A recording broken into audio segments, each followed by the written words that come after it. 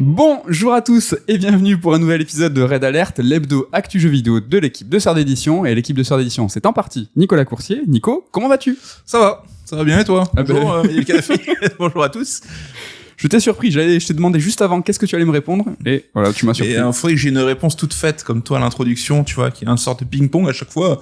Je dis jamais la même chose. Ouais, mais tu varies les plaisirs, ça va sinon quand même, vraiment. Ça va bien. Ouais, il fait beau, point maladie, point météo, il commence à faire froid, ça fait plaisir. Météo, oui, on commence à switcher vers l'automne, enfin. Enfin. Le 2 novembre. Franchement, enfin. Ou 3 novembre, je sais plus. Au programme, nous allons tout d'abord parler d'un jeu, d'un coup de cœur, Mario plus les lapins crétins Sparks of Hope. Et si je coupe court le suspense quant à mon avis sur le jeu, c'est justement parce que ça sera l'angle de ma chronique. Mario et Lapin Crétin 2 est à mon sens un chef-d'œuvre et je vais tout simplement essayer de vous expliquer pourquoi. Puis, nous aborderons la Naughty Dogisation du jeu vidéo. Qu'est-ce que ça veut dire ? C'est dur à dire, mais qu'est-ce que ça veut dire ? Vous le saurez dans la seconde partie de l'émission, c'est Nico, tu vas nous en parler. On a hâte, restez donc jusqu'à la seconde partie. Tu t'es entraîné, non, pour Naughty Dogisation ? Non, je me suis pas spécialement Naughty Dogisation, c'est plutôt facile à dire. Non, franchement, c'est chaud. Vous retrouvez bien entendu l'interlude de Top 3, mais avant, c'est la rubrique Retour sur l'émission précédente, dans laquelle nous vous parlions de Resident Evil Village et son édition Gold. Eh bien, nous avons appris depuis que la version physique de cette édition était un petit peu limite. La semaine dernière, nous avons évoqué la fâcheuse tendance de Capcom à recycler. On a essayé de les défendre, mais là, l'éditeur ne nous aide pas du tout. Car cette édition physique, donc la version Gold, en fait, il n'y a pas le contenu de l'édition Gold, donc la Winter's Expansion, en l'occurrence le mode TPS, l'aventure principale en mode TPS, les 3 persos du mode Mercenaries et le DLC, les ombres de Rose. Ils sont pas du coup dans cette édition. Sur le CD, il y a que le jeu Resident Evil Village, le reste est à télécharger avec un code, ce qui veut dire que le marché de l'occasion c'est mort. En occasion, cette version Gold restera une version normale de RE8. Pour ceux qui ont une mauvaise connexion, c'est mort aussi. Pire, les versions PS4 de la version Gold possèdent le même CD que Village, c'est-à-dire que la mention Gold n'y est pas. Et il y a même pas l'aspect jauni, qui était un petit peu la seule différenciation sur la jaquette. C'est le CD de RE8. Le CD n'a pas été repressé, tout simplement. Alors pourquoi Capcom fait ça Pour tuer un peu plus le marché de l'occasion qui ne fait rien de gagner aux éditeurs, pour utiliser des CD déjà pressés, ou en tout cas pour utiliser le master, la version Gold. Ils ont repressé les versions Gold, mais du coup ils n'ont pas retravaillé dessus, et du coup pour faire des économies d'échelle qui sont assez importantes. Alors tout ça c'est pas nouveau, on se souvient des clés d'activation des DLC de Street Fighter Cross Tekken, avec les DLC qui étaient déjà sur le CD, et des mois plus tard, quand tu achetais le DLC, en fait, tu payais pas des nouvelles données de jeu, tu payais une clé d'activation qui te permettait de désactiver, et en fait, d'avoir accès à ces données qui étaient déjà sur ton CD. C'est un scandale, tout simplement. Ouais, Capcom, ils ont quelques casseroles là-dessus. Il y avait aussi le Resident Evil 3DS qui était verrouillé à une seule sauvegarde, un seul compte. Enfin, c'est pas la première fois qu'ils font ça. Et ouais, comme beaucoup, ils essaient de tuer un peu le marché de seconde main, et puis faire aussi des économies là où ils peuvent, quoi. Dans le même ordre d'idée, on va plonger un peu plus dans l'actu. Très récemment, le dernier Call of, donc le remake de Modern Warfare 2, ne pèse sur le CD que 72 MO. 72 MO, c'est rien. Il faut savoir que le jeu fait 150 gigas sur PS5. Il faut télécharger absolument tout le reste. Alors, à quoi ça sert, dans cette mesure, de faire un CD ? Ça ne sert à rien. Sur le CD, il y a 72 MO. Ça sert à rassurer ceux qui veulent du physique et qui veulent acheter leur boîte chez le revendeur, et ça permet aussi de contenter les revendeurs qui vont mettre le jeu en place et prendre leur part dessus. Mais c'est une aberration à tous les niveaux, parce que, alors déjà, je pense que c'est indiqué sur la boîte que connexion obligatoire, évidemment, sinon tu peux même pas jouer au jeu. Et puis, tout le côté écologique, quoi. Tu fais presser des boîtes, tu les fous dans des cartons, qui vont dans des bateaux pour traverser les mers, les océans et tout, pour au final qu'on ne dire que dalle dedans. Et puis, c'est débile, mais bon, ça va dans le même sens que ce qu'on venait de dire. On marche un petit peu sur la tête. Le marché physique, en règle générale, en ce moment, est un petit peu chahuté, avec des déclarations de Sony et de Cory Barlog, qui ont vu leur jeu, donc ici God of War Ragnarok, distribué 15 jours en avance en boutique, et donc ils ont dit qu'à l'avenir, ils pourraient envoyer les stocks de jeux après la sortie, justement pour éviter les leaks, et en fait, un petit peu, toujours pareil, chahuter ce marché physique. Balancer les jeux après la sortie, franchement c'est pas déconnant, parce que les éditeurs spécialisés en collector comme Limited Run, tout ça, ils sont assez habitués de cette pratique. Ils arrivent en second temps, justement pour contenter ceux qui sont amoureux des beaux objets, qui sont pas forcément sur le day one absolu, quoi. Qu'est-ce que t'en penses de ça ? Ouais, c'est vrai, et puis ça permet encore une fois toujours plus de contrôle à l'éditeur sur son jeu. Oui. Donc eux évidemment qui sont plutôt contents, mais après c'est pas pour mettre tous les revendeurs dans le même sac, mais le mec qui a vendu les jeux 2 semaines avant, il a pas aidé la cause, hein, déjà que sa profession, je pense, elle est un petit peu en déclin, et c'est qu'une question d'années avant, je pense, de voir disparaître le jeu en retail. Bah là, il a clairement pas plaidé pour lui et ses compatriotes, quoi. Enfin, ses collègues. C'est bon, collègue. Un autre retour sur l'émission 83 dans laquelle tu nous parlais du PSVR 2 et au global, hein, de la réalité virtuelle. Ça y est, on a des informations sur le PSVR 2 de Sony, son prix, sa date. Ouais, l'info est tombée sans prévenir, hein, comme ça. Donc, ça sera pour le 22 février à 600 €. Ouais, comment? Donc c'est plus tôt que je pensais et plus cher que je pensais. Donc voilà, l'esprit d'analyse, écoutez Red Alert évidemment. En même temps, ils ont étonné leur monde. Hein. Ouais, bon, la date de sortie, on se doutait que ça serait premier trimestre, hein, globalement. Donc là, on est sur avant la fin de l'année fiscale. Ouais, mais 600 boules, c'est vrai que là, t'es pas dans l'achat impulsif, hein, évidemment. C'est plus cher que le prix de la console en lui-même. Donc ça reste quand même, sur l'impulsif. Ça reste étonnant. Mais c'est vrai je parlais justement que Facebook, enfin Meta et Sony se tiraient la bourse sur le côté casque grand public pour attirer un peu le grand public et ouvrir le marché. Est-ce qu'à 600 € on est sur du grand public sans jeu? Je sais pas. Je pense que 500 € avec un jeu offert, ça aurait été une approche beaucoup plus douce. Mais bon, Sony, là, je pense qu'il s'adresse aux technophiles. Peut-être qu'ils prévoient une baisse de prix, ou je sais pas, ou l'échéance d'un an, parce que peut-être ils se disent la première année, ça va être les early adopters, les technophiles, ceux qui ont un peu de la thune. Et dès qu'on aura peut-être rentabilisé, parce que la techno vaut certainement 600 €, il n'y a pas de débat là-dessus, hein. Mais une fois qu'ils auront peut-être rentabilisé ça, peut-être qu'ils baisseront pour essayer de passer à la phase 2 et d'ouvrir le marché. Le souci étant que sur la dizaine de jeux qu'on nous a annoncés pour dispo dans la fenêtre de sortie, à part Horizon, Call of the Mountain et la compatibilité de R8, bah c'est pas folichon, c'est souvent des jeux qui existent ailleurs, et je sais pas si t'as vu les trailers de ces jeux-là, y a rien qui donne trop envie de claquer 600 balles, quoi. Ouais, assez timide, on sait pas si ça va nous donner envie. Est-ce que toi tu seras là? T'es chaud? Je serai là, mais je suis pas un bon exemple, moi, c'est que je fais partie de ces early adopters qui investissent dans le jeu vidéo. Voici, voilà, ce qu'on Juste un détail étonnant, je trouve, et qui va aussi dans le sens de ce que fait Sony ces derniers mois, c'est que les précos se feront en France uniquement sur le store de Sony. En fait, c'est genre pas à la Fnac et tout, et ils essaient de plus en plus de contrôler le marché par leur propre store, évidemment, hein, donc ils gagnent plus de thunes et ils ont le contrôle sur les stocks et prioritaire. Exactement. Je pense que ça va rendre un peu vénère les autres magasins, mais je sais que les plaques aussi qu'on peut changer, pour décorer ta console, tu peux les acheter que sur le site de Sony aussi officiel. Enfin, ils essaient de plus en plus de resserrer. Et c'est vrai que Sony, ça serait le coup d'une chronique, hein, mais vraiment commence à changer un peu son image pour un peu le repli sur soi, mais tu sais, sur ses valeurs, sur son côté premium, sur la thune aussi, parce que c'est vrai que les produits Sony aujourd'hui sont un peu plus chers, mais il y a une espèce de, je sais pas, de ghettoisation quelque part, tu vois, ou gentrification, c'est fanatisation, tu vois, où les fans, je pense que Sony va cultiver de plus en plus une image auprès de ses fans pour justifier ce genre de choses. Un petit peu Apple. Ouais. Un petit peu Apple, c'est vrai que Apple avait ce côté, on se moquait beaucoup du côté fanatique, Non, mais même que le prix n'est pas une barrière. Oui. Mais Steve Jobs avait ce côté gourou aussi, on parlait souvent du gourou d'Apple et tout. Ouais, peut-être. Pourquoi pas? En tout cas, c'est un lien avec les autres retours sur le fait que justement la distribution le retail, tout ça va disparaître, le fait que Sony, comme tu dis, se replie sur soi-même et en fait va court-circuiter toute la grande distribution, que ça soit en physique, mais même en numérique, c'est-à-dire que en France, la Fnac, Amazon et tous les autres, prennent une part, même si la distribution reste, enfin, même si tu commandes ton produit sur le site. Là, tu l'as évoqué. Il faut être sur le site de Sony. Là, tu court-circuites complètement la grande distrib et ta part est évidemment la plus grande. Ouais, ils ont plus envie de partager le gâteau et ils ont l'air un peu proche de leur sous en ce moment. Hein. Aïe.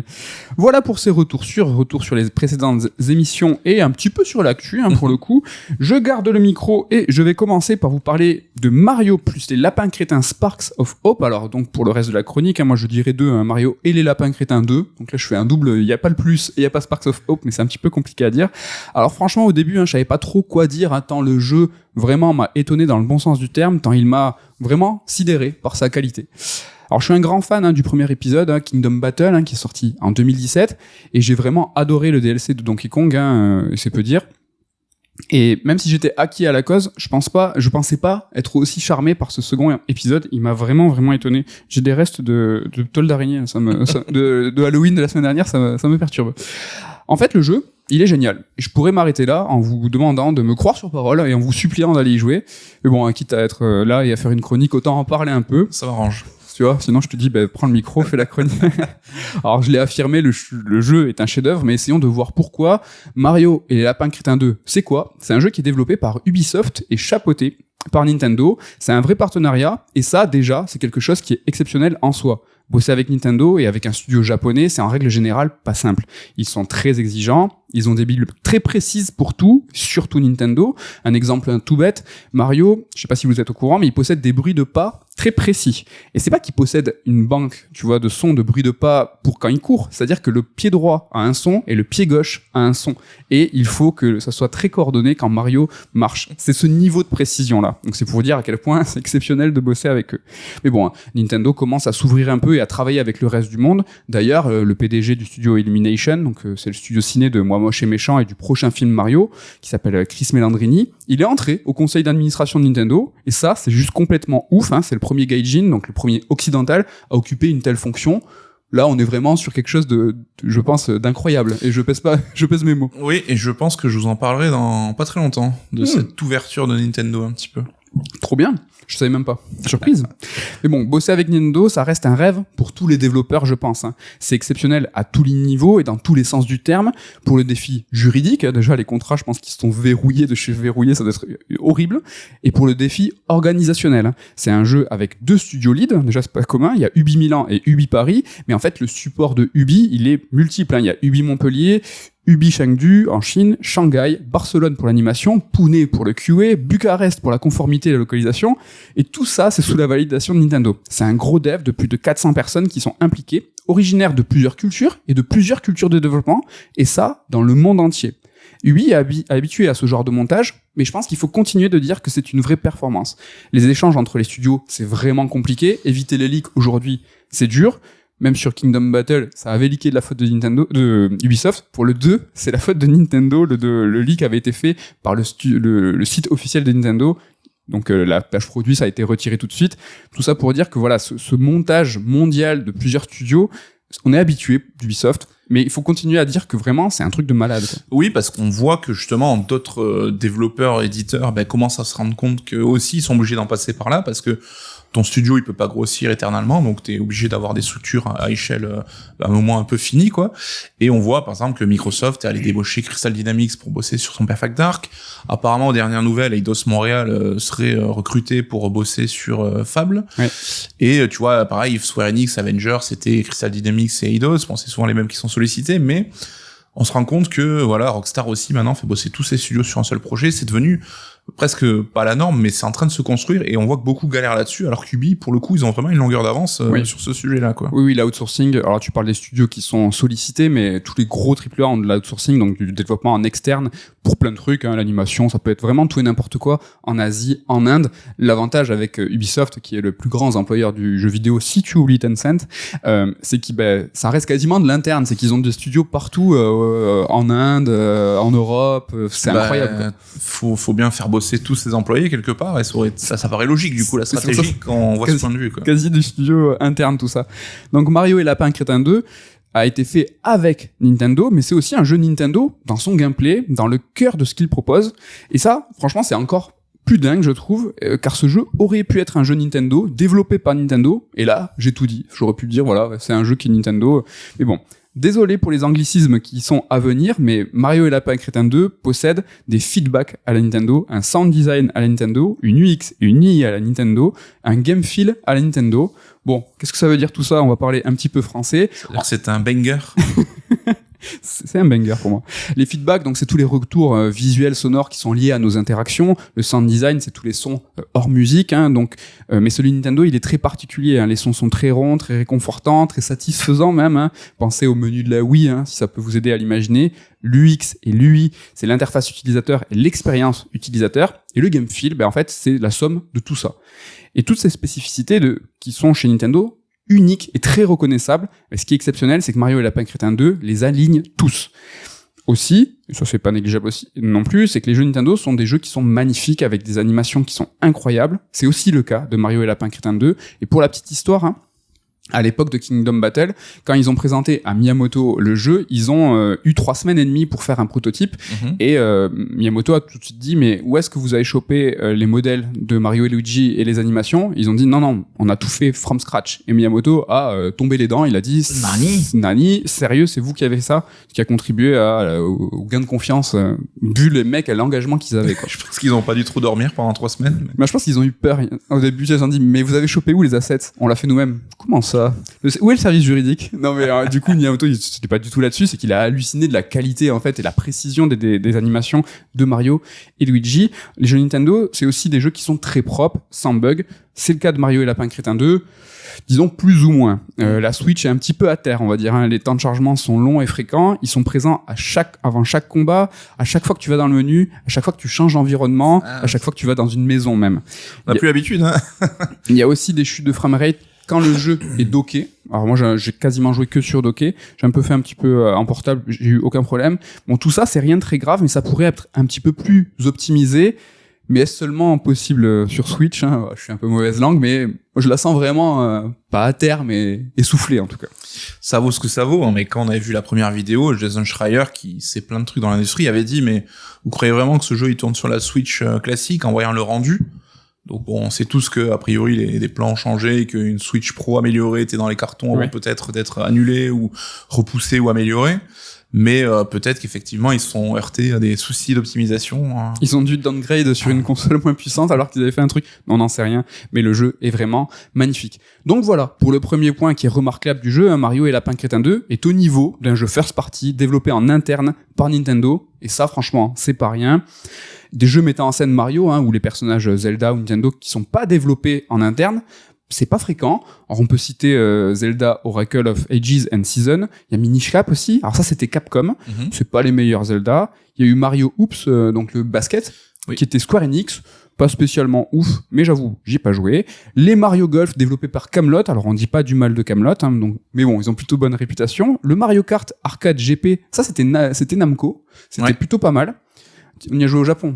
Excuse-moi. Il y a eu Mario RPG, le premier que j'ai pas fait, qui était de l'époque de Square, mais qui a très très bonne réputation. En revanche, j'ai fait les Mario et Luigi RPG qui sont eux développés par Alpha Dream, un studio hélas qui n'existe plus, et eux qui sont d'une grande qualité. Ouais. Et je terminerai par F0, développé par Sega. Est-ce que c'est le meilleur? En plus même pas, moi je préfère les GBA. Mais voilà, c'est pas fréquent, et donc des jeux de grande qualité, c'est malgré tout pas systématique non plus. Ouais, parce que c'est vrai que les univers sont exigeants, et on a vu aussi les Zelda Musou avec Koei Tecmo qui étaient pour le coup techniquement c'était un petit peu à la ramasse. L'opti c'est dur, hein. Les consoles c'est vrai qu'il y a que Nintendo, j'ai l'impression qu'il les dompte. Le second point remarquable, c'est que le jeu, en fait, c'est une suite qui est brillante. Alors, c'est jamais simple de faire une suite directe, hein. Par exemple, les gros AAA, hein, il y a des contraintes de rentabilité qui font qu'il y a forcément de la réutilisation de contenu d'un jeu à l'autre. C'est la règle des 3 tiers, hein, on la connaît, un tiers de nouveauté, un tiers d'amélioration, un tiers de recyclage.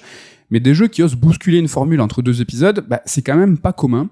Un second épisode d'une saga qui prend des risques dans son core gameplay, donc ce qui est le cœur du jeu, franchement, c'est ultra rare. C'est comme si God of War Ragnarok passait à un système de combat au tour par tour. C'est difficile à imaginer. Ce qui nous fait penser, par exemple, à Yakuza 7, à la différence qu'il est question du 7e épisode ici. Oui. Alors, ce qui est complètement faux, il y a beaucoup plus de 7 épisodes. On parle ici de la fin d'un cycle pour la série Yakuza, et le passage à des combats au tour par tour a permis d'éviter l'essoufflement, de proposer une nouvelle vie à une saga qui était déjà longue.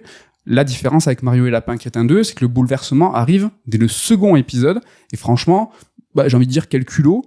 Même si le jeu n'est pas de la trempe d'un God of War au niveau du scope, quand même, moi je trouve que c'est ultra remarquable.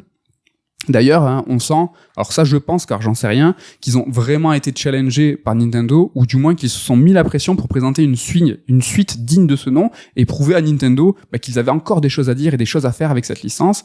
C'est quand même les gens qui ont convaincu Miyamoto de mettre un gun dans les mains de Mario.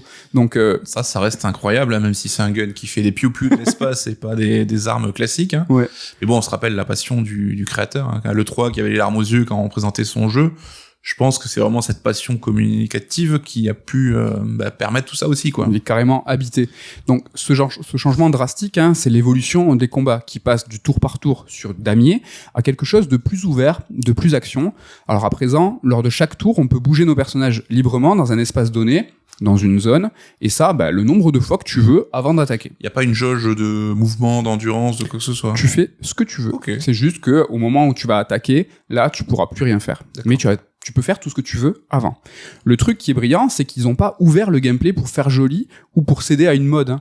Ils ont ouvert le jeu pour accompagner l'augmentation des possibilités, pour accompagner le plus grand nombre d'actions possibles par tour. En fait, le jeu, il s'est densifié, il s'est complexifié, et donc le passage à l'action libre, c'est, je pense, fait en réaction à l'envie de proposer un système plus profond, et pas l'inverse. À mon avis, c'est la richesse du nouveau système de combat qui a mené à proposer des déplacements libres. On peut maintenant réaliser beaucoup plus d'actions lors d'un seul tour, utiliser un objet, utiliser un spark, on va en parler, utiliser une habilité, tout ça c'est très riche, et sur un système plus fermé, sur grille, c'est, je pense, en fait, moins efficace. Ça s'est fait à mon avis dans ce sens-là. Et la solidité, en fait, de tout ce système de jeu, il reste carré absolument tout le jeu. Il y a des mécaniques qui s'ajoutent à chaque monde, donc il y a 5 mondes au total, avec une intro, une conclusion qui est bien distincte, et en fait la progression elle est parfaite. Le début il est accessible, hein, tu crois que tu gères, t'es trop fort, mais en fait au début, plus les mondes avancent, certaines quêtes annexes sont vraiment corsées, il y a vraiment une courbe de progression, une vraie courbe de difficulté qui accompagne notre montée en puissance, qui elle aussi est vraiment énorme, et ça vraiment c'est super plaisant. Est-ce que c'était pas même un souci du premier épisode qui avait été un peu soulevé sur sa difficulté, qui dans le dernier tiers partait un peu en vrille, si je me souviens bien? Le premier était vraiment, il était chaud, hein. Vraiment, il n'était pas à mettre dans toutes les mains. Alors, ce qui est génial avec ce système plus ouvert, c'est qu'on croit casser le système. C'est que tu t'imagines super malin, intelligent, mais tout est clairement prévu. Un exemple, mais il y en a moult, c'est le système de soins. Par exemple, tu as Lapin Peach qui peut soigner. Et en fait, comme tu te déplaces librement et que tu peux basculer de personnage en personnage, tu peux entre 2 tours rassembler tout le monde, tu soignes et après tu redispatches tout le monde. Et en fait, tu te crois un génie du mal en disant ce système je l'ai bien eu, je me soigne quand je veux, alors que pas du tout. Tout est vraiment très très bien équilibré. C'est un peu la marque des bons tactics comme ça, quand tu crois péter le système et qu'en fait c'était prévu quoi. Mais c'est plutôt bon signe en général. Donc le second point remarquable du jeu, c'est sa capacité à faire une suite osée qui se réinvente, et le tout très très bien réalisé. Le troisième point, c'est que le jeu, en fait, il est plein d'amour pour le JRPG. Alors, les 2 épisodes de cette saga, c'est des tacticals, et même si on parlait plus d'inspiration XCOM pour le premier, le second se range plus dans la veine des tacticals japonais. Mais au global, on sent clairement qu'il y a un amour pour le JRPG, un amour qui est sincère. Les références, elles sont partout, mais c'est pas, tu vois, des clins d'œil disséminés toutes les 30 secondes. C'est pas ça. Disons que le jeu, en fait, il est entouré d'une aura de JRPG. Il y a une vraie inspiration du genre, mais c'est jamais une repompe directe d'éléments de JRPG. C'est plus subtil, c'est plus respectueux du genre et des joueurs. En fait, les devs, ils nous font confiance, ils croient en notre intelligence, ils se font, mais vous allez capter tout ça et vous allez en fait même le sentir. Et pour illustrer tout ça, on va prendre l'exemple le plus important, un exemple qui concerne le système de combat, c'est les Sparks. Alors c'est des petits personnages, des étoiles, des mix entre Lapin Crétin et les Luma de Mario Galaxy. En fait, les Sparks, tu peux en équiper 1 par perso sur une équipe de 3 au total. Et puis plus tard dans le jeu, tu pourras même en équiper 2 par perso. Chaque Sparks va octroyer une capacité active et une capacité passive. La capacité active, ça va être, être invisible, avoir des dégâts élémentaires, faire une sorte d'invocation super puissant qui va rester avec toi. La passive, c'est avoir des stats qui sont plus fortes sur une spécificité, genre tu vas avoir plus de vie et tes soins vont être plus forts. En fait, ces Sparks, tu peux aussi en plus les faire monter en niveau, ils vont devenir de plus en plus puissants. Le jeu en compte 35, c'est quand même pas mal, avec à chaque fois une capacité active, une capacité passive, et donc du coup tu peux en combiner 2 par perso. Les combinaisons deviennent du coup assez importantes, et en fait c'est une sorte de système de Materia FF7 un peu light, très bien fait et très carré. Tout est au cordeau, mais t'as cette liberté d'imaginer des combinaisons complètement ouf. Et un Sparks peut aller sur n'importe quel personnage, t'as pas des Sparks dédiés à certains persos quoi. Tu peux faire les mix que tu veux. Ok. Et c'est vraiment très très cool. Toujours dans l'amour du JRPG et du Japon, il faut parler de l'OST du jeu qui est absolument monumentale. Une OST qui est composée par 3 grands noms. Moi, je commence par le banger, Yokoshi. Petit banger, Popo, c'est pour toi. Yoko Shimomura, donc Madame Kingdom Hearts, Street Fighter, FF15, je pourrais aligner, je crois, une vingtaine de grands jeux comme ça. Grande Kirkhope, donc GoldenEye, Banjo-Kazooie, Donkey Kong 64, Perfect Dark, donc c'est Monsieur Rare de la belle époque, était déjà compositeur sur le premier épisode, et Gareth Coker, donc qui est compositeur des 2 Ori et de Immortal Phoenix Rising, un jeu chouchou. Donc là, un petit peu le gars sûr de Ubisoft sur ça. Ouais. Donc c'est un peu le mec à surveiller. Donc voilà, genre l'OST, c'est ces 3 personnes-là. C'est All-Star Game, quoi. Donc c'est une OST qui a été coordonnée à distance, mais enregistrée par différents orchestres au Japon, bien sûr. Et c'est une OST qui est dispo, si vous voulez vous faire kiffer, qui est dispo partout. Alors attention, je vous donne un pro tips. Pour la chercher, faut mettre Mario plus Rabbids. Donc moi j'étais là sur Mario et les lapins crétins, je trouvais rien. Donc c'est Mario plus Rabbids. Et donc t'as une OST de 52 pistes, dispo partout, qui est énorme et qui est fabuleuse. Et pourquoi je parle de ça et d'OST et de JRPG? Parce que c'est super épique, c'est une OST de JRPG. T'as des thèmes qui sont super forts, très mélodiques, thématiques, comme à l'époque, avec des chœurs. En fait, t'es galvanisé, tu t'y crois trop. C'est incroyable. Ouais, ils ont vraiment poussé les potards du JRPG peu comme thème, quoi, le délire. Là, ils ont su te parler, quoi. Ouais, mais en plus, avec les phases, c'est comme si Shimomura était plus attribué à tous les thèmes épiques. Grand Cœur Cop, c'est plus les phases d'exploration qui sont un peu plus poussées que dans le 1, avec des défis, avec des énigmes, des trucs mais plus dans l'ambiance. Et voilà, moi, la période Rare 64, autant te dire que les collectibles, c'est mon gros délire. Donc j'étais comme un coq en pâte. L'exploration, tu vas en parler un peu plus, ou est-ce que pas trop, tu peux. Parce que c'est vrai que dans le 1, moi j'avais fait juste le premier chapitre, je crois que c'était 5 heures de jeu. Et l'exploration, c'est vrai que j'avais trouvé ça sympa, mais un peu limité. T'avais l'impression d'être dans une sorte de musée où c'était joli autour de toi, mais tu pouvais pas trop toucher, interagir. C'était plus suis le chemin jusqu'au prochain combat, quoi. Est-ce qu'ils ont un petit peu étoffé cette partie De ouf. Le premier était très linéaire. T'es allé un petit peu comme les maps de Mario de l'époque, d'un niveau à l'autre. Là, tu vas avoir des ennemis visibles que tu peux esquiver. Tu vas avoir des énigmes qui vont te bloquer le passage. Il va falloir que tu les résolves. Pas des grandes énigmes, mais un petit peu sympathiques. Tu vas avoir aussi une narration. L'histoire est pas ouf, on y reviendra très rapidement, mais t'as quand même une narration qui est développée de façon très sympa avec des tableaux. En fait, tout est enrichi. C'est des planètes que tu visites, et les planètes, elles se retrouvent assez denses avec des quêtes annexes, des lieux, des PNJ, des choses à explorer. Cool. C'est franchement une dinguerie.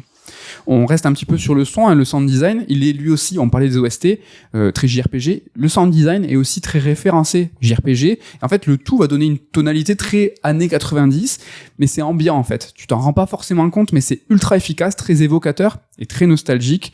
Enfin, la dernière inspiration au JRPG, l'une des plus évidentes, alors c'est même une sorte d'incarnation du JRPG, mais c'est un nouveau perso. Alors il y a un nouveau perso, en plus de Bowser et Harmony, donc désolé Nico, il y a plus Yoshi ni Lapin Yoshi, lui ils sont partis, mais en fait ce nouveau perso c'est Edge, perso ultra badass, qui a une grande épée avec des cheveux en picot. Ouais, c'est une caricature du héros edgy de JRPG.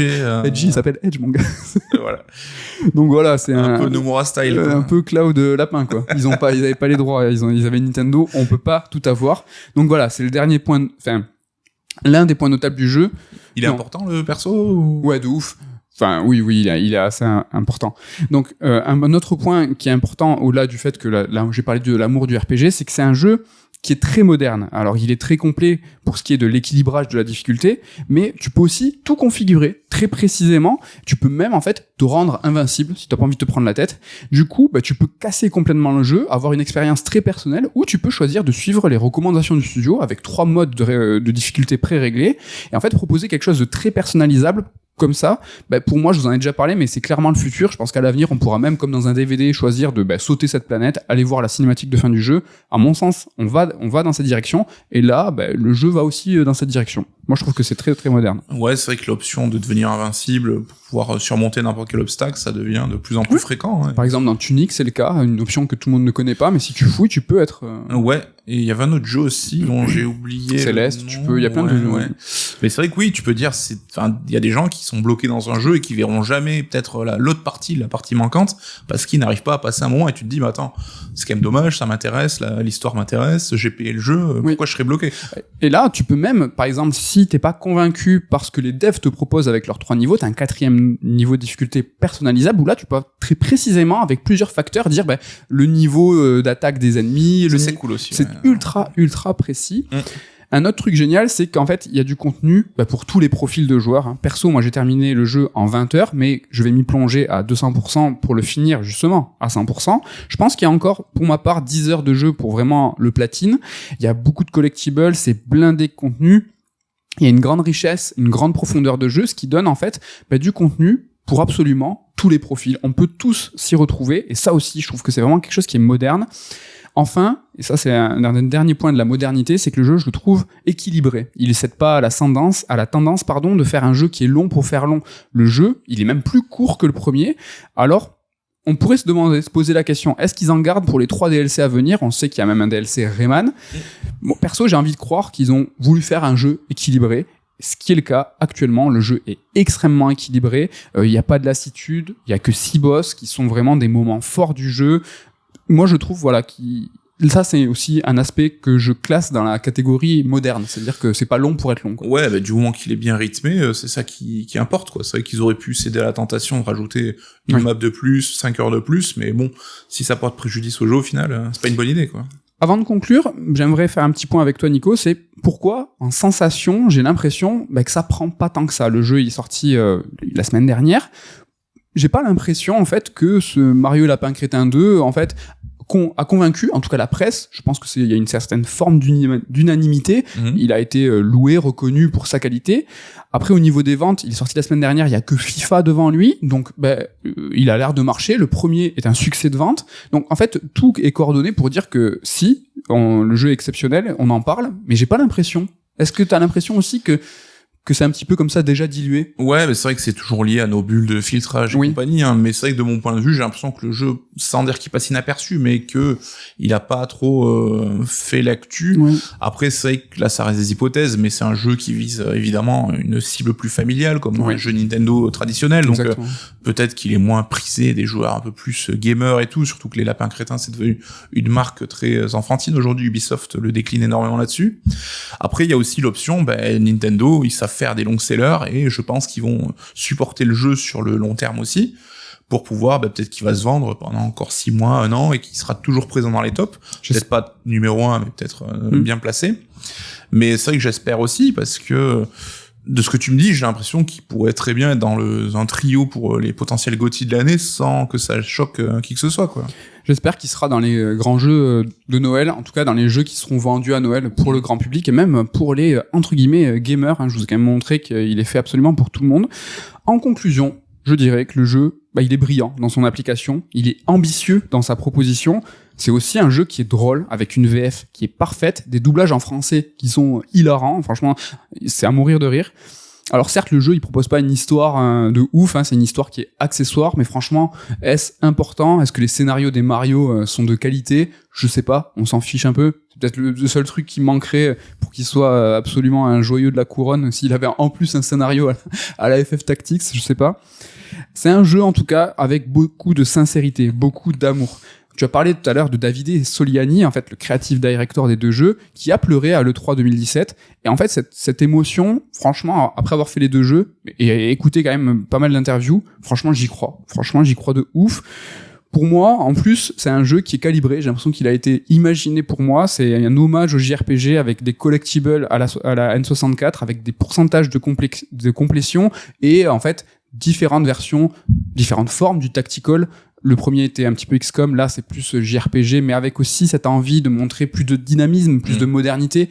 Ils font ce que n'a pas réussi à faire Diofield Chronicle, c'est-à-dire d'exploser le carcan tactical, mais en proposant quelque chose de vraiment novateur. J'ai senti beaucoup d'amour dans ce jeu. J'ai aussi senti le bonheur des développeurs d'avoir réalisé par 2 fois un rêve de gosse, le rêve d'avoir bossé avec Miyamoto par 2 fois et de l'avoir convaincu 2 fois. J'ai aussi ressenti l'amour des JRPG, un amour qui est sincère, un hommage qui était percutant, car ils n'ont pas cherché en plus à faire de la facilité, ils nous ont franchement respectés. Et si moi j'étais dev, je le serais jamais, mais j'aurais aimé en tout cas développer un jeu comme ça, car quand j'y joue, c'est tout con, mais moi en fait, il me rend heureux, c'est trop bien, je suis trop bien, je rigole, je suis comme un gosse. Et si à ma mesure, je peux un petit peu pousser le jeu, je le ferai en le mettant tout simplement devant Elden Ring dans mes GOTY de l'année. Oh là là, c'est lâché, c'est dit. À 7 secondes, et j'ai fait God of War Ragnarok, en tout cas je suis en passe de le finir, et donc je peux vous dire qu'il rentre dans le calcul. Pour l'instant, il est devant. Donc voilà pour Mario et les Lapins Crétins Sparks of Hope, j'espère. C'est vrai que c'est un jeu, quand on a vu le premier épisode, qui a grave convaincu. On s'est tous dit la suite arrive et on le voyait pas arriver et on se rend compte qu'ils ont mis 5 ans pour le faire, ce qui est quand même beaucoup. Mais quand je t'écoute, on comprend pourquoi. C'est que tout est fignolé au détail près, quoi. Incroyable, j'espère, et que je vous ai un petit peu convaincu en tout cas de vous y pencher, de vous renseigner, regarder des vidéos, et pourquoi pas, soyez convaincus de l'essayer. Voilà pour cette première chronique. Il est l'heure du top 3. Top 3 avec encore un petit peu d'émotion, je crois. Car, on reste dans la lignée de ta conclusion. Ouais, un petit peu, le top 3 des Madeleines de Proust. Qu'est-ce que c'est que ça? La Madeleine de Proust, évidemment, objet littéraire bien connu, donc c'est ce truc qui te fait replonger dans une émotion bien particulière, qui évoque des souvenirs d'enfance, un temps béni, quoi, quelque part. Donc voilà, la liste des jeux qui nous ramène à des souvenirs d'enfance. Voilà, donc on va essayer un petit peu de détailler ça, quoi. Si vous avez vu, j'espère que vous l'avez vu, Ratatouille. Je crois que c'est la plus belle illustration de ce qu'est une Madeleine de Proust, quand à la fin le critique culinaire mange cette ratatouille, il est comme éjecté, téléporté dans son enfance, en train de manger voilà, chez lui sa petite ratatouille. Voilà, c'est de ça dont il est question. Nico, quel est ton top 3? Alors, j'ai beaucoup de Madeleine de Proust, mais je crois qu'il y en a plusieurs dont j'ai déjà parlé ici. Mario 64, que je rangeais dans sa boîte tous les soirs, machin, quand j'avais fini un party, ou génial. Link's Awakening, que je faisais avec mon voisin pendant un été, où on synchronisait les cinématiques et les musiques pour pouvoir vraiment avancer en même temps. Donc ça, j'ai déjà parlé. On va essayer de parler d'autres choses. Alors, ce sera pas forcément des jeux super originaux, mais bon, c'est des souvenirs auxquels je suis lié, quoi. Donc, le premier, c'est F-Zero. Alors, F-Zero, au-delà de la qualité du jeu, c'est mon premier jeu Super Nintendo. Et c'est vrai que dans ma famille, ils ont jamais été spécialement réfractaires aux jeux vidéo, mais c'est pas forcément des gros joueurs. Mon père l'est devenu après. Mais à cette époque-là, j'étais un peu le seul à jouer. Et F-Zero, c'est le seul jeu où on se retrouvait un petit peu tous. Et on faisait du time trial. Donc, on faisait un tour avec le chrono. Parce que c'est pas un jeu qui se joue en multi. Et voilà, avec mon père et ma sœur, une de mes sœurs, on faisait des chronos là-dessus. Et c'est vrai que je garde un souvenir assez particulier de ce moment-là, quoi. Ouais, toujours. En plus, la Madeleine de Proust, quand ça concerne la famille, c'est toujours un petit peu plus évocateur. Et c'est un petit peu mon cas aussi. C'est vrai que mon top va toujours avoir un rapport à la famille, ou en tout cas évoquer une petite histoire. Je crois que j'en ai peut-être raconté une déjà en strike, mais bon, peut-être que je me répéterai. En tout cas, je crois que celui de mon top 3, cette histoire, je l'ai jamais raconté, c'est celle de Jurassic Park sur Mega Drive. Un jeu qui, pour moi, est une vraie Madeleine de Proust, car déjà, c'est un des jeux, pour moi, les plus terrorisants, donc qui pourrait rentrer dans un autre top 3. Il m'a fait flipper, ce jeu. Vraiment, il fait ultra peur. Les dinosaures, les vélociraptors me faisaient ultra peur. L'ambiance musicale était d'une oppression, d'une angoisse, c'était anxiogène à souhait. Vraiment, Jurassic Park, c'est un truc, mais c'est surtout, moi, ce qui accompagne, c'est que c'est l'un des rares jeux où j'ai fait ultra le forcing pour que ma mère l'achète. J'avais à l'époque, comme la belle histoire à Noël, une orange, mais non, la vraie histoire, c'est que j'avais un jeu à mon anniversaire, un jeu à Noël, et en fait, c'est l'un des rares jeux que j'ai eu hors période. C'est vrai que j'ai tellement fait le forceur que celui-là, je l'ai eu. Et en fait, ma mère a fait une surprise. Elle est allée, alors c'était Hypermédia ou Planète Saturne. C'est quoi le plus vieux? Hypermédia, c'est plus vieux que Planète Saturne. Saturne. Ouais. Je crois que c'était Hypermédia, du coup, à Portée-sur-Garonne. Elle était allée l'acheter, et en fait, elle me l'avait ramené, et le jeu était même, tu sais, sous sa coque plastique dure. Et en fait, j'ai pété un câble, j'étais vraiment ultra content, et je l'ai essayé, et j'ai trouvé ça éclaté. Et en fait, j'ai trouvé ça naze, et c'est qu'avec le temps que, comme j'avais que ça à jouer, j'ai appris à l'apprécier. Et en fait, le sentiment que j'ai eu, c'est que j'avais ultra de la peine. Parce que ma mère, elle s'était vraiment, tu vois, saignée genre pour me l'acheter, elle me l'achète, je trouve ça nul, et je me suis pas respecté, je me suis dit, t'es vraiment... L'ingratitude des gosses. Exactement. Donc voilà, un sentiment un peu mitigé, tu vois, c'est pas que des bons souvenirs, mais celui-là, c'est une des Madeleines de Proust. Ton top 2. Alors mon top 2, alors attends, je vais prendre ma feuille parce qu'il est compliqué. Alors tu vas être surpris, je pense. C'est WCW /NW0 Revenge sur Nintendo 64. Quoi ça? C'est un jeu de catch. Parce que sur Nintendo 64, évidemment, on y a joué, on a passé des après-midi à 4 joueurs. Et étonnamment, après GoldenEye et Mario 64, un des jeux qu'on a le plus poncé, et tu étais parmi ses convives, c'est ce jeu de catch-là. Je sais pas pourquoi, parce que c'est pas moi qui l'ai acheté. Je crois qu'il est à mon voisin. Et on a passé des après-midi entières à jouer à ce jeu de catch et qui était vraiment cool. Moi, je sais que je prenais un perso, c'était, je crois, une sorte de ninja qui faisait des super moves de ouf.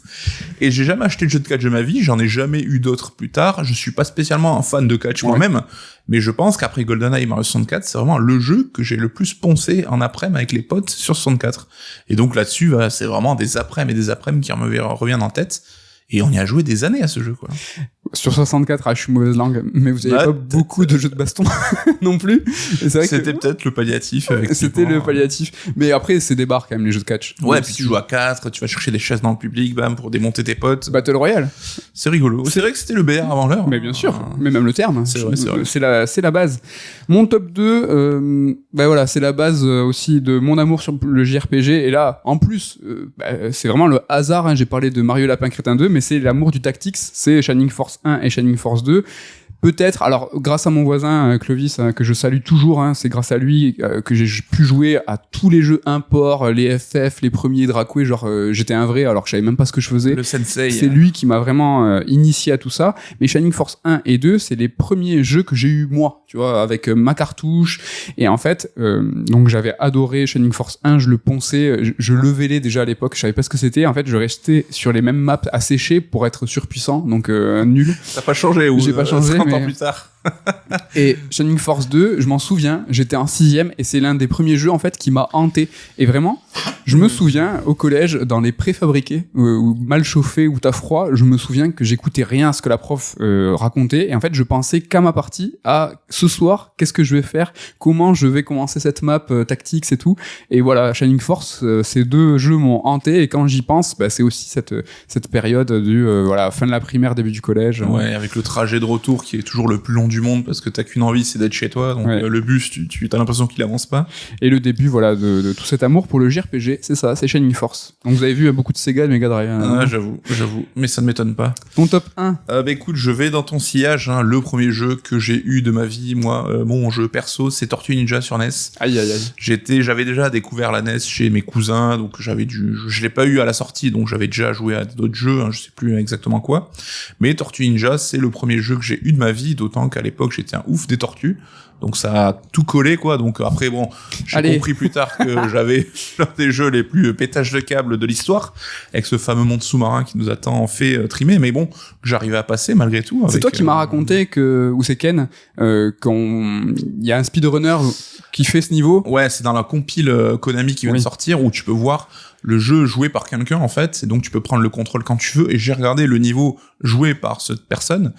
Et en fait, un niveau parfait. Il fait un niveau parfait, il s'arrête jamais trop, chaque fois il réussit à accomplir tout ce qu'il faut, et il finit le niveau avec juste 10 secondes au chrono restantes. Ce qui est un truc de ouf, parce que ça veut dire que t'as vraiment pas le droit à l'erreur dans ce putain de niveau, quoi. Donc t'as 9 secondes, quoi, de battement. Mais voilà, donc c'est un jeu qui m'a fait pleurer, vraiment. J'en ai chialé de ces algues électriques, là. Mais c'est un souvenir indélébile, et je pense que, évidemment, on est des millions comme ça, parce que ce jeu est devenu culte depuis, mais ça reste, voilà, mon premier jeu vidéo, quoi. Comme quoi, tu vois, les Madeleines de Proust, c'est pas forcément que du bonheur à 100%, c'est aussi des... Ouais, mais j'en garde que du bon, après oui, coup, c'est peut-être normal. que j'ai acquis de la ténacité grâce à lui, tu vois. Le temps a fait son office et son œuvre. Mon top 1, ça c'est une histoire que j'ai déjà racontée dans un vieux Surstrike de l'été. C'est un jeu qui s'appelle Soleil, et voilà, bon, l'histoire, évidemment, sur les Soleils sur Mega Drive, ce Zelda 3 like. Wish. Non, pas Wish du tout. Déjà scénario de ouf, rien à voir avec Zelda, tout éclaté. Non, je dis ça, je suis médisant, mais Soleil. Voilà, t'as le Sum, t'as la Mega Drive, t'as pas Zelda, il y a Soleil qui arrive, c'est complètement incroyable. Et en fait, le souvenir perso, c'est que c'est l'une des rares fois, voire la seule fois de ma life où j'ai été puni. Mes parents sont pas spécialement dans la punition. Et donc, mon père avait caché la Mega Drive, et c'était pendant des vacances d'été, je crois. Ah, dur. Et donc, mon père... T'as vraiment dû faire une connerie, je pense. Je sais plus j'ai posé la question à ma mère, elle s'en souvient pas. Donc je sais pas ce que j'ai foutu, peut-être que j'étais juste nul à l'école. Genre j'avais un mauvais bulletin, mais mes parents ils m'ont dit non, cet été c'est niette. Cahier de vacances, putain, horrible. Et donc mon père était en boulanger, il travaillait la nuit et le matin, et donc ma mère en complaisance, ma complice de crime, sortait tous les matins à la Mega Drive et en fait me l'a rebranché. Donc j'ai fait Soleil le temps d'un été. Déjà que pour un gamin, un gamin, je sais plus quel âge j'avais, mais tu vois, sur une période de temps assez ramassée quand même. Oui, on tous les pas matins, des speedrunners à l'époque. C'était timé. J'avais de 7h à 7h là, je devais jouer à Soleil. Et donc voilà, c'est un petit peu la complicité avec ma mère, le fait que j'avais fait tout ça en accord, qui a fait que Soleil, vraiment, je l'adore. Au-delà du fait que c'est un jeu qui est vraiment trop bien, où, putain, un peu comme Sparks of Hope, t'as des animaux que tu te mets avec toi et qui vont te donner des specs particulières. C'est ouf. Et le petit souvenir sympa, c'est qu'à l'époque, Joypad avait sorti une Solus, et c'était une Solus où ils avaient avoué, ils avaient dit, non, il nous manque un animal. On sait pas lequel c'est. Et et je l'avais trouvé, c'était le tatou. Donc voilà, j'étais ultra fier en disant allez Joypad. Plus fort que les testeurs. Il y a quoi là? Non mais ça c'est parce que j'avais la pression, tu vois. Je devais jouer que le matin, donc fallait pas que je me rate. Voilà pour ce top 3 des Madeleines de Proust. Est-ce que t'as des mentions, des jeux Non, bah, j'ai les deux premiers exemples que j'ai cités en début de chronique. Ah oui, t'as fait des mentions. Ouais, après, moi, je pourrais en citer 15. Hein, c'est clair. Moi, j'avais Legend of Thor, le Mega Drive encore, que j'ai vraiment adoré. Sonic 1, la petite histoire, c'est que c'est la première console, en fait, que j'ai eu aussi, parce que la Master System, tout ça, je jouais chez les Couzes. Et donc là, on était allé l'acheter à Toulouse, et pour moi, c'était un voyage à l'époque, tu vois. Et on était allé à l'acheter d'occasion chez quelqu'un, et j'étais rentré, et je mets Sonic 1, et là, le choc, je fais waouh! Et tout comme Jurassic Park, j'ai trouvé ça, en fait, la vérité éclatée. Mais non! Et en fait, c'est avec le temps. Les masques tombent. C'est avec le temps que j'ai trouvé ça vraiment complètement génial. Mais pareil, j'étais au début, quelques minutes, j'étais un peu déçu. Je fais j'ai ma console, mais c'est ça. Putain, t'étais vraiment un sale mioche. Je comprends pourquoi ils t'ont puni finalement. Franchement, j'étais vraiment. C'est peut-être à cause de Jurassic Park qui t'ont puni derrière. Je sais pas. Franchement, j'étais vraiment un petit con. Voilà pour le top 3 des Madeleines de Proust. N'hésitez pas à nous balancer vous votre top 3, vos émotions, vos souvenirs. Hein, ça fait franchement toujours plaisir. Nico, c'est à toi. Tu vas nous parler de la Naughty Dogisation. On maîtrise maintenant, c'est vrai qu'hier c'était un peu plus compliqué. Alors on sait, aujourd'hui, le studio Naughty Dog c'est devenu une référence dans le domaine de l'action-aventure en solo, et ceci tant en termes de réalisation technique évidemment que de mise en scène. Et récemment, comme toi, j'ai pu jouer à 2 jeux, donc God of War Ragnarok et Plague Tale Requiem, et avec ces deux-là, on peut que constater en fait qu'ils sont tous les deux indiscutablement influencés par cette école Naughty Dog. Hein. C'est clair. Donc c'est l'occasion de cette chronique pour voir en quoi cette influence s'est traduite dans ces nouveaux jeux, et surtout ce qu'elle va impliquer, alors là surtout sur le point de vue de termes de mise en scène et de narration. C'est vraiment l'angle qui nous intéresse aujourd'hui. Donc vous inquiétez pas, on va pas spoiler God of War Ragnarok, c'est évidemment pas le but, et l'analyse d'ailleurs elle vaut tout autant pour le premier épisode de God of War que pour sa suite, enfin le reboot, que pour cette suite.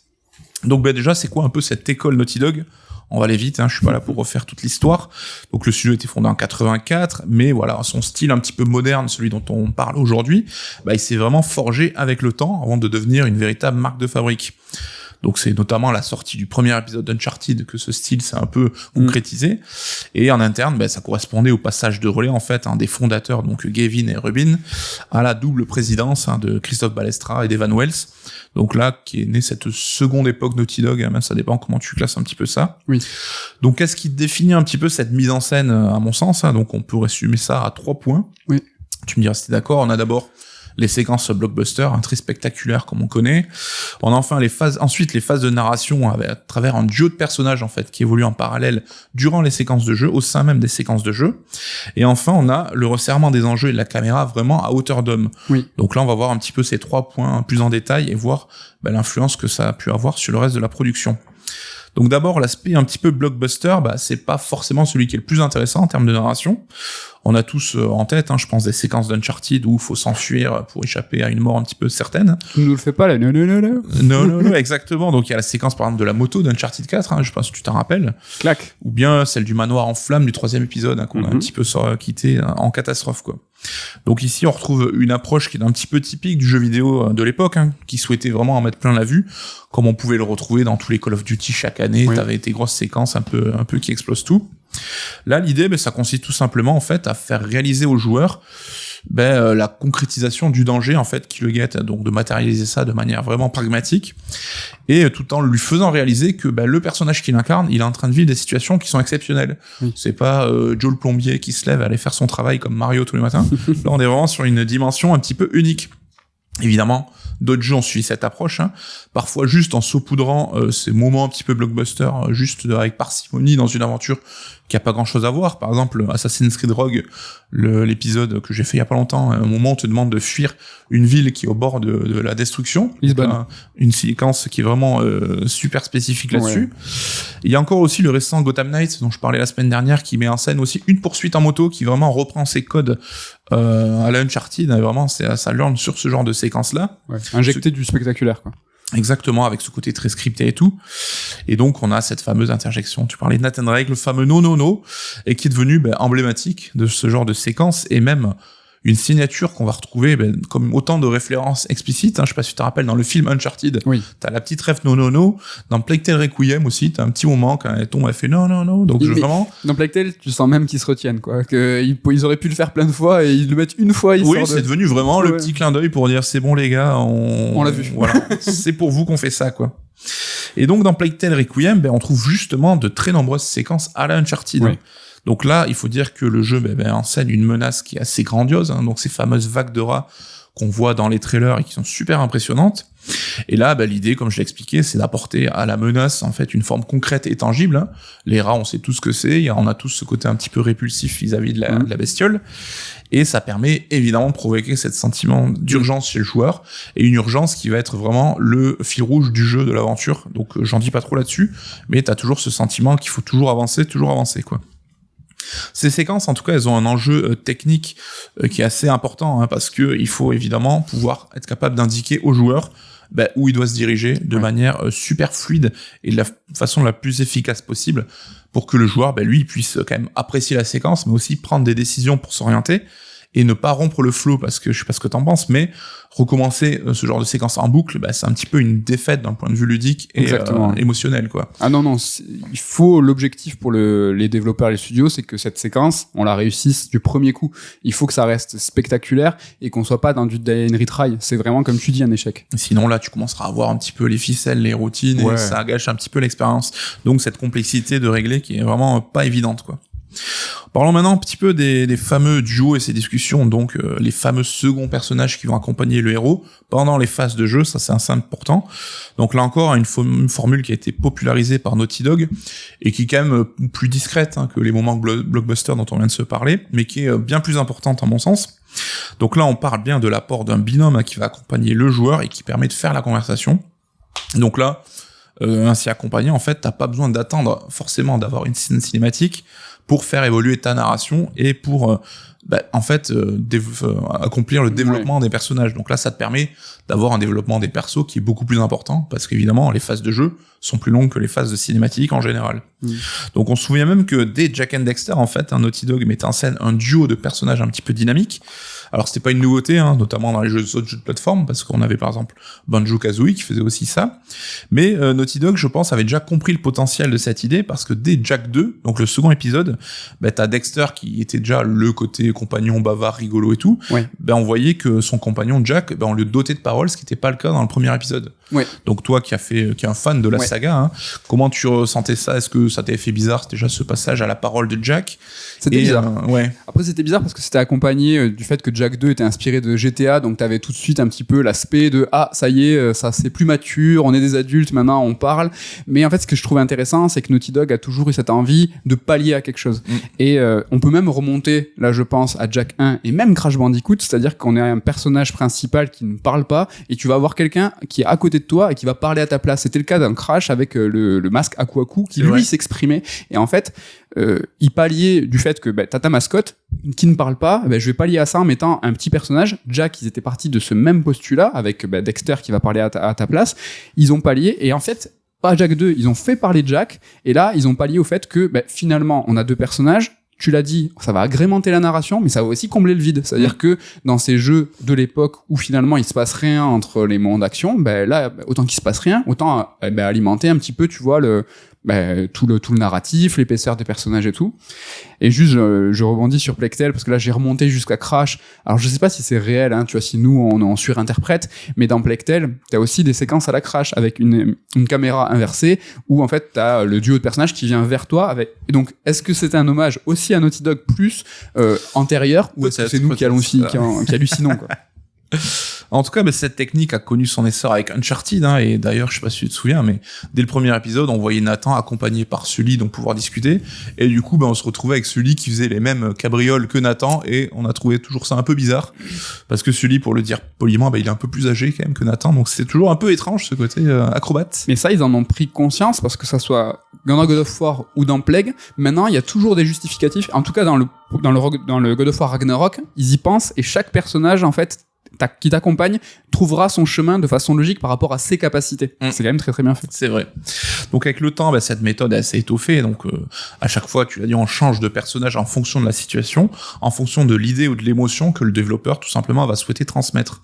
Et là, par exemple aussi, on se rappelle d'Uncharted 4 de Drake, qui retrouve sa femme Elena dans la dernière section un peu du jeu, après un long passage en solitaire assez pessimiste, assez négatif, parce que tu te souviens. Oui. Et là, en tant que joueur, t'es à la fois soulagé de retrouver un visage familier, et de parler. Mais t'es aussi anxieux parce que tu sais qu'elle va te passer un savon, parce que tu lui as menti, et donc tu dois se faire démonter là-dessus, quoi. Donc, mais t'as raison, c'est un passage où tu es tout seul, étrangement seul. Donc c'est quand même vraiment, c'est très connoté, quoi. Et effectivement, parce que ces passages où le personnage se retrouve seul, là aussi, ils peuvent devenir signifiants et donc exprimer une émotion. Là, ça va te faire plaisir. On va parler du jeu Prince of Persia de 2008, un jeu précurseur à plein de niveaux. Faudrait qu'on en reparle plus en détail un jour. Mais là, il y a un moment où donc le joueur évolue en parallèle avec son binôme qui s'appelle Elika. Et dans un moment, ils sont séparés. Et là, je sais pas si tu te souviens, le prince, il va remonter toutes ces séquences, il va passer son temps à râler en fait sur le dos de sa collègue en fait. Donc tu comprends évidemment qu'il y a des sentiments, mais vraiment il fait que pester à voix haute. Et c'était une séquence, je trouve, ultra bien écrite et super rigolote quoi à l'époque. Génial, ultra drôle et tellement précurseur de tout ce qui va se faire par la suite, de ces personnages justement qui ne sont peut-être pas en duo pour combler l'espace et qui vont commencer à parler tout seuls, que ça soit Lara ou Aloy dans Horizon. Ces personnages se mettent à raconter ce qu'ils voient. Là, dans Prince of Persia, c'était déjà le cas, mais fait de façon tellement plus opportune parce que c'était au bon moment et humoristique. Ouais. Et là, même le jeu poussait même le vice à ce que ce binôme en fait de personnages, ça se complétait aussi en termes de gameplay. Donc là aussi, c'était très très important. Et justement, là aussi, l'absence de l'un ou de l'autre avait des conséquences sur le système de jeu.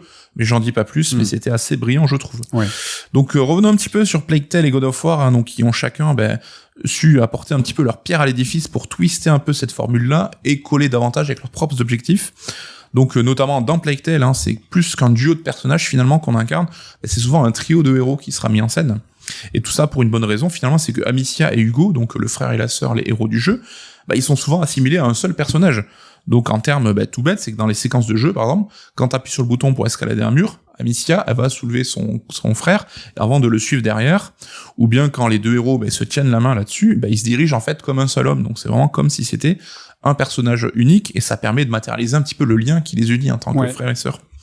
Et donc là, le but vraiment, c'est de proposer une intrigue qui va évoluer avec l'apport du personnage extérieur, donc qui va permettre de faire évoluer l'histoire et les persos, mais aussi en parallèle de construire la relation entre le frère et la sœur qui va évoluer par des petits mouvements, par une fluidité accrue de leur interaction, qui montre qu'ils deviennent de plus en plus proches, tout bêtement, eux-mêmes, quoi. Donc là-dessus, c'est même rigolo, c'est que ces intervenants extérieurs, ils vont s'adresser souvent aux deux personnages, donc Amicia et Hugo, d'un peu de la même manière. Et donc, je sais pas si tu te souviens, mais c'est vrai que dans le premier épisode de Plague Tale, on était accompagné d'enfants un petit peu du même âge. Et Amicia se retrouvait comme un peu la grande du groupe, l'adolescente, et qui devait prendre un petit peu les responsabilités. C'était elle, le rock auquel tout le monde s'accrochait. Alors que dans Requiem, finalement, tu es constamment accompagné d'adultes. Et là aussi, c'est très important parce que ça va rappeler à la jeune fille, à son côté un peu puéril, que ça reste une ado. Et ces adultes vont être là pour, justement, l'aider à mûrir, l'aider à grandir et à passer le cap de l'âge adulte, tout bêtement, quoi. On réalise encore mieux que finalement on reste une ado dans Requiem, et tu l'as dit très justement, les personnages en fait s'accrochent à nous comme un roc, et que ça soit dans un sens ou dans un autre, c'est exactement ça. C'est que dans le premier en fait Amicia va englober les gens, et dans le 2 en fait les autres personnages qui sont plus adultes, comme tu dis, en fait viennent se rassembler autour de toi et tu formes qu'un seul tout. Et vraiment t'as vraiment cet aspect protecteur de bouclier. C'est quand t'allumes une torche notamment, où tu dois guider le chemin, où t'es vraiment les trois persos regroupés et qui avancent comme un seul homme, quoi. Troisième point, donc on parlait justement de mise en scène à hauteur d'homme, donc là-dessus il est clair, je trouve qu'avec Last of Us, Naughty Dog, ils ont passé un cap là-dessus. Et ce jeu, il marquait aussi un passage de relais en interne, un nouveau, avec Neil Druckmann, qui a largement influencé la direction à prendre par son studio. Attention, ceci n'est pas une publicité, si vous avez la vidéo. Et donc, ça permet à ces personnages, là aussi, d'exprimer des émotions et d'évoluer. Donc, ces enjeux se ressentent évidemment dans la mise en scène. Sur la mise en scène, c'est quand même la façon dont tu vas véhiculer tes messages. Et là, dans Last of Us, on va s'intéresser vraiment à l'humain. Le cadre est constamment resserré autour du personnage et on vit les événements, et même des événements spectaculaires, de son point de vue. Donc là-dessus, on peut dire que il y a une sorte de maturité où l'époque du Naughty Dog in your face, tu vois, elle est un petit peu terminée, dans le sens où t'es plus là pour en mettre plein la vue, même si évidemment Last of Us s'empêche pas d'avoir des séquences un peu fortes qui vont dynamiser les enjeux. Et là encore, l'influence, je trouve, dans Plague Tale et God of War est très importante, et notamment dans God of War en particulier, parce qu'on sait que la série, elle a fait sa réputation sur PS2 et PS3 pour ses mises en scène ultra spectaculaires, over the top et tout. On se rappelle tous des moments où la caméra va dézoomer sans fin pour montrer un Kratos tout minuscule qui évolue sur un bâtiment grandiose, ou bien un rapport d'échelle démesuré en fait quand il se retrouve face à un boss un petit peu gigantesque, comme Poséidon au début du 3e épisode, une des séquences les plus connues. Et là, dans le reboot de 2018, on a quand même perdu un petit peu ce genre de séquence-là, et beaucoup de joueurs l'ont regretté, parce que c'est vrai que c'était assez indissociable de ce qu'était God of War, de son essence. Mais clairement, là, c'est un choix des développeurs, c'est pas une faiblesse, c'est vraiment un choix conscient, parce que l'objectif, c'est vraiment de rester au plus près de Kratos, être au plus proche de ce qu'il vit. Et là aussi, comme Plague Tale tout à l'heure, l'équipe de Santa Monica va apporter son petit twist à la formule Naughty Dog avec l'usage du plan séquence, donc on en a suffisamment parlé, donc c'est cette caméra qui te suit et qui ne coupe jamais pour suivre constamment le personnage. Alors c'est vrai que ça peut être vu comme une limite aux possibilités de mise en scène, parce que tu peux pas faire exactement ce que tu veux, tu peux pas faire de champ contre champ, d'ellipse ou ce genre de choses, mais ça apporte énormément en termes d'immersion, et ils trouvent toujours des petits gimmicks en fait qui vont permettre justement de faire des variations de mise en scène. Je parlais de la façon de traiter les ellipses, c'est toujours très très bien fait là-dessus quoi. Donc vraiment t'as l'impression d'être immergé au cœur de l'aventure, et le propos, c'est le but, c'est de retourner à des enjeux plus terre à terre, afin évidemment d'humaniser Kratos et de le rendre crédible dans son rôle de père. Parce qu'on se rappelle, les God of War, t'as incarné un dieu qui était imbattable, qui allait sur l'Olympe et qui pétait la gueule à tout le monde, y compris à Zeus. Ce mec-là, tu pouvais pas le voir comme un père crédible, donc ils étaient obligés d'avoir un changement de braquet là-dessus. Donc ce plan séquence, c'est vrai qu'on peut se demander si c'est pas finalement que de l'esbrouf technique, est-ce que c'est pas une limite quelque part dans le jeu? Je pense qu'on aura l'occasion d'en reparler tous les deux d'une manière ou d'une autre. On peut même se demander si Dead Space n'avait pas déjà accompli ce côté-là, avec même ces menus dans Dead Space qui étaient intradigétiques, donc t'avais même pas à couper le jeu pour parcourir les menus, alors que dans God of War, il faut passer par un menu dédié. Et aussi, on pourrait discuter évidemment de l'importance du rythme dans ces jeux ultra calibrés, donc les jeux Naughty Dog comme les jeux God of War. Donc c'est un point fort des jeux Naughty Dog et qui a fait école aussi, mais est-ce que finalement Naughty Dog n'avait pas déjà été influencé par les premiers God of War qui étaient connus pour avoir un rythme comme ça? C'est vrai que là-dessus, on voit que le jeu vidéo, c'est toujours une question d'influence constante. Donc évidemment, le but de la rubrique, c'était pas dire que Naughty Dog a tout inventé dans la mise en scène du jeu d'action. Et comme les autres, Naughty Dog s'est inspiré, a été influencé par d'autres jeux avant lui. Donc par exemple, on peut citer Resident Evil 4 avec sa caméra TPS par-dessus l'épaule, je pense qu'il a fait énormément aussi là-dessus. Gears of War aussi s'est inspiré de ça, il y avait un petit peu fait école là-dessus. Mais quand même, il faut bien admettre qu'aujourd'hui, les titres Naughty Dog, ils ont creusé leur sillon et ils influencent énormément l'industrie. On a par exemple le cas de Tomb Raider, le jeu donc, qui était à la base une influence indéniable de Naughty Dog, de Uncharted même carrément, et le reboot de Tomb Raider a commencé lui-même à s'inspirer des jeux Uncharted, donc on voit, ça y est, la boucle a bouclé là-dessus quoi. Et du coup, cet esprit Naughty Dog, je trouve ça crée une deuxième voie dans le monde du jeu narratif solo. À côté, tu vois, de ces jeux en monde ouvert, un petit peu à l'Assassin's Creed, à la Spider-Man, qui aussi ont des propres codes. Donc on voit vraiment qu'il y a un petit peu ces deux écoles aujourd'hui qui existent. Et c'est vrai que cette école Naughty Dog était assez étonnante parce qu'elle faisait justement la singularité du studio. Et on peut aujourd'hui peut-être craindre un petit peu qu'en faisant école, en fait, elle va perdre un petit peu en fraîcheur, un petit peu en saveur. Donc je sais pas. Singularité peut-être. Ouais, mais en tout cas, ce qui est cool, c'est qu'on voit qu'avec les bons élèves comme Plague Tale et comme God of War, qui déjà utilisent ces codes-là, et c'est pas donné à tout le monde de juste copier et de bien faire les choses, c'est pas forcément facile déjà, t'as les bons jeux qui arrivent finalement toujours à récupérer une méthode et à se l'approprier en introduisant des twists qui vont faire un petit peu progresser la mise en scène. Ouais. Je suis à 2000% d'accord avec ce que t'as dit. C'est vrai que cette caméra à l'épaule, qui a été aussi popularisée avec Resident Evil 4, justement pour se rapprocher de l'humain, pour faire monter le stress, parce que du coup c'est plus proche de toi, là où les caméras un peu fixes étaient plus sur l'ambiance. J'ai la même conclusion que toi, c'est vrai qu'on se dit pas ce qu'on va raconter dans les chroniques avant de les faire, et c'est vrai que cette caméra qui nous pose question, dans la rédac on en discute beaucoup, ce plan séquence, et franchement c'est clair, c'est que dans les premiers God of War, t'étais un homme qui devenait un dieu, et c'était important vis-à-vis de la caméra de montrer que l'ascension de Kratos allait le confronter à des choses qui étaient disproportionnées, gigantesques, il fallait les montrer. Et tu l'as très bien dit, le nouveau diptyque de Kratos, cette fois plus dans le monde des Vikings. Hein, c'est quoi que la mythologie que je trouve La mythologie scandinave. Mythologie scandinave. Là, se rapproche de lui. Tout simplement parce que ce que raconte le mythe, c'est finalement que les dieux ont des soucis d'humains, et en fait Kratos, comme tu l'as dit, finalement il a le truc le plus basique au monde, c'est qu'il est devenu père, et tu peux pas en fait vis-à-vis de la caméra montrer que les enjeux sont démesurés, alors que tu veux recentrer tout sur la relation entre son père et son fils, comme tu disais, qui était tout le temps recadré dans ce cadre justement, pour montrer que l'important c'est cette relation, donc il fallait être au plus proche. Et sans spoiler, mais ils ont vraiment trouvé un twist génial. Mais il faut penser au titre, c'est que les jeux s'appelaient God of War, ils continuent à s'appeler God of War. L'enjeu, c'est être le dieu de la guerre. Et ça, ils arrivent que, a posteriori, quand t'as fait Ragnarok, tu dis, ah, mais dans 2018, c'est ça qu'ils voulaient dire.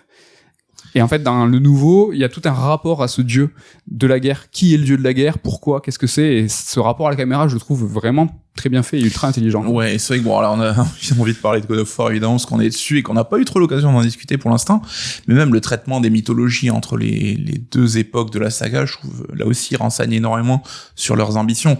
Ou dans le reboot et Ragnarok, la mythologie est traitée de façon beaucoup plus terre à terre et pragmatique que ça ne l'était dans les anciens épisodes. Mais on aura l'occasion d'en reparler à un moment ou à un autre. Écoute, merci beaucoup pour ta chronique. Est-ce que je fais le pont direct que je fais pas comme d'habitude? Je te demande qu'est-ce qui se passe la semaine prochaine en amont, là, tout de suite. Alors c'est vrai que j'avais dit que je parlais peut-être de God of War aujourd'hui, donc évidemment ça n'a pas été le cas, parce que le jeu il est long, vraiment. Toi t'es même un petit peu en avance sur... On n'a pas l'impression d'arriver encore au bout, il y a énormément de trucs à faire, des quêtes annexes qui sont super cool, et je pense que ni toi ni moi n'avons envie de rusher, donc ça attendra la semaine prochaine. Sous quelle forme? Alors on sait pas, est-ce que ça sera Red Alert, est-ce que ça sera un Surstrike EX, mais en même temps, est-ce que sortir un EX si tôt, là où vous n'avez pas peut-être encore eu le temps de faire le jeu, un jeu qui est long, est-ce que ça a du sens?